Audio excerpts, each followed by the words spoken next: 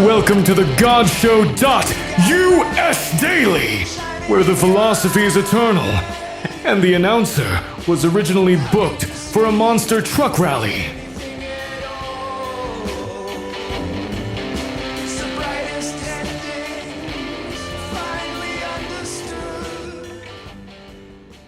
The GodShow.us is a free daily multilingual show where one user's question gets answered through 15 wisdom traditions.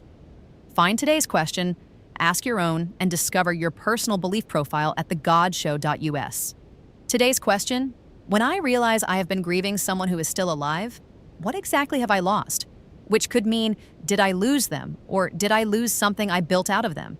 Or is this grief even legitimate if they're still walking around? Or the hardest version: did I lose a self that only existed inside that specific love? The question is really asking, what died here, and do I have permission to bury it?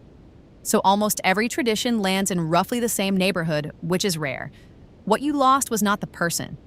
It was a version of them that lived inside you, assembled from attention, assumption, small Tuesday morning moments, and that version is genuinely completely gone. Christianity calls it the self who was loved in a certain way. Buddhism calls it an inhabited world that was ringing like a bell and already thinning the moment it sounded. Vedanta goes further and says the projector is weeping at its own light on the wall. Brutal. Accurate. The person is still breathing. The resident has left the building. And this is where it gets interesting because the traditions don't all agree on what that means for you. Stoicism is kind of cold about it.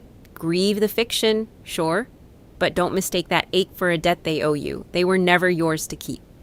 Existentialism goes one step colder. You never had that person. You had your choices about them, so now choose differently. Which is useful, but if you just had this realization at 2 a.m, maybe not what you need to hear first. Judaism does something I genuinely love, which is argue with itself out loud. Rabbi Shimon says you lost the person you believed was walking beside you. Rabbi Nachman says no, you lost the self that existed inside that specific love, the one who knew which drawer they kept the extra keys in. Shimon says, the drawer is still there. Nachman says, yes, and that is the unbearable part. No resolution. Just two true things sitting at a table staring at each other. That's the tradition's whole move. Hold the argument, don't rush the answer. Taoism does the opposite of arguing. It just lists what you lost, one line at a time. The person they were before you saw them clearly. The future where they returned. The hours spent tending a door that opens from the other side. The self who did not yet know. And then it stops and says, what remains is the uncarved block. You, before the wanting shaped you. That is not nothing. Which honestly hit me harder than anything with more words attached to it. Sufism takes the same grief and makes it almost funny. You're mourning the idol while the actual person is standing there asking if you want tea. Epicureanism backs this up from the body side. The dull weight in the sternum was not weakness, it was accurate.